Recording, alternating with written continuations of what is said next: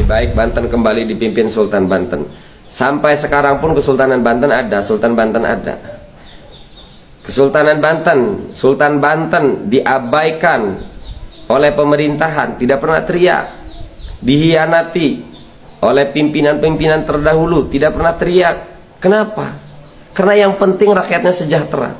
Dulu Sultan Banten itu, Kesultanan Banten itu pemimpin, pemilik wilayah. Tapi yang mereka pikirkan itu, kenapa bergabung dengan NKRI? Karena agar rakyat sejahtera. Setelah bersama-sama mengusir penjajah, wis yang penting rakyat sejahtera. Sehingga pengelolaan ini diserahkan kepada pemimpin. Sistem yang baru itu dibuat. Setelah bergabung, udah yang penting rakyat sejahtera. Lalu kemudian kesultanan dan kerajaan di seluruh Nusantara diabaikan oleh pemimpin-pemimpin sebelum. Lupa diri, tidak tahu diri. Raja-raja dan sultan semuanya diam, karena yang penting rakyatnya sejahtera. Tapi hari ini faktanya begitu Kesultanan Banten, begitu rakyat Banten melihat rakyatnya ditindas, apa? Kan bersuara memunculkan diri. Karena kesepakatan bergabung dengan NKRI itu agar mensejahterakan rakyat. Begitu terjadi penindasan dan kezaliman, mindset orang Banten tuh begini. Loh, Banten masih jadi negara kecil aja berani kok ngelawan penjajah lah, apalagi sekarang sudah jadi NKRI. Gitu loh. Nah, inilah yang terjadi, saudara. Di Banten tetap ada kesultanan dan tetap ada sultan. Dan sultan masih seorang pemimpin. Cuma tidak ikut mengelola saja karena sudah komitmen dulunya menyerahkan ke pemerintahan Indonesia. Pengelolaan ya, bukan menyerahkan tanah, menyerahkan pengelolaan kepada pemerintahan Indonesia.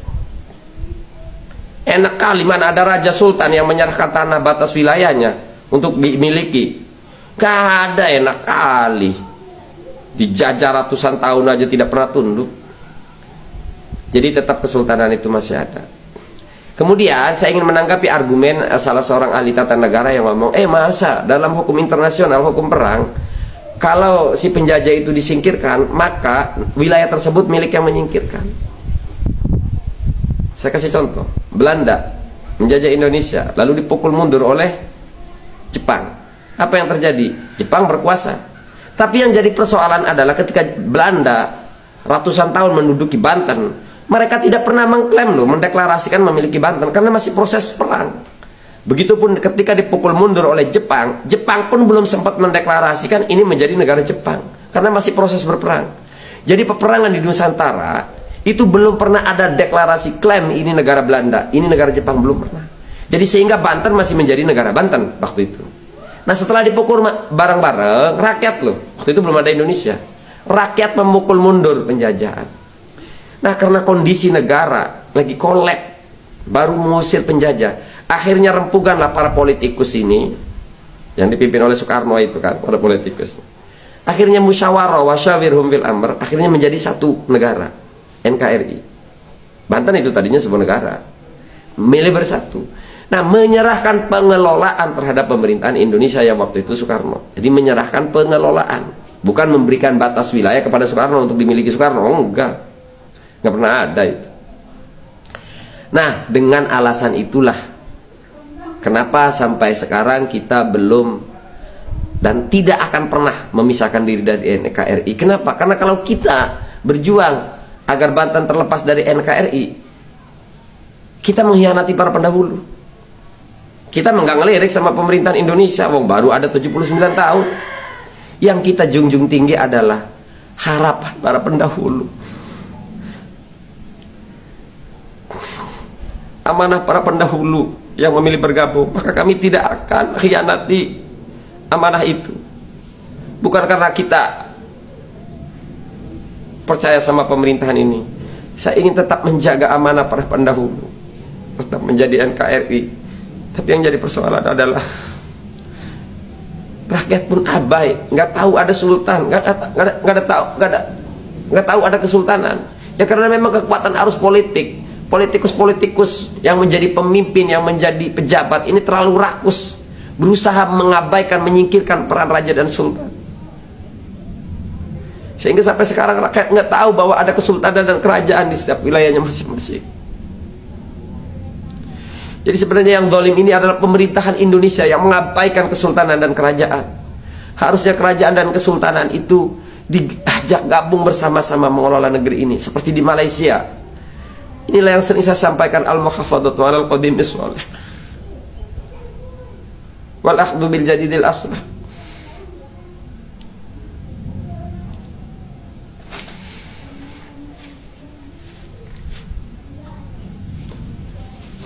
Saya haru karena kemarin ada narasi Banten mau misah dari NKRI. Yang ingin saya sampaikan, kita akan tetap tolak PIK 2, tapi jangan hianati para pendahulu Banten. Mereka musyawarah, mereka istikharah untuk menjadi bagian daripada NKRI. Tapi yang tolong pemerintahan Indonesia ini jangan lupa diri. Ingat, negara yang besar adalah negara yang menghargai budayanya, sejarahnya. Hari ini yang terjadi di Indonesia, pemerintahan Indonesia itu melupakan sejarahnya, melupakan budayanya, melupakan jati dirinya. Mestinya al-muhafadzatu 'alal qadimis shalih, menjaga tradisi lama yang baik, kesultanan dan kerajaan. Wal akhdhu bil jadidil aslah, mengambil langkah baru yang lebih baik, kesultanan Pancasila. Jadi kehadiran Pancasila itu tidak semestinya menyingkirkan kesultanan dan kerajaan. Kalau kemunculan Pancasila adalah justru menyingkirkan kerajaan dan kesultanan, berarti Pancasila itu zalim. Yang tepat adalah bagaimana al-muhafadzatu 'alal qadimis shalih wal akhdhu bil jadidil aslah. Peran sultan pun ikut diperankan.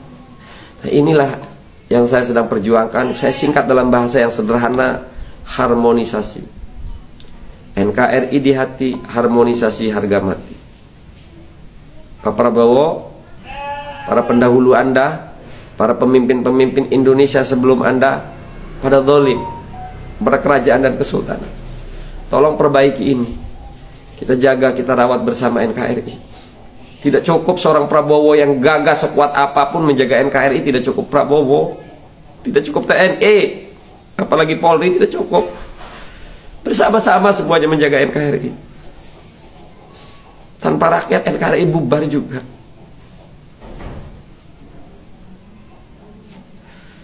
Rakyat Banten, saya ingin memberikan pesan. Kita seluruh rakyat Banten mengabaikan kesultanan dan sultan. Tapi apa yang terjadi? Sultan tidak pernah melupakan rakyatnya.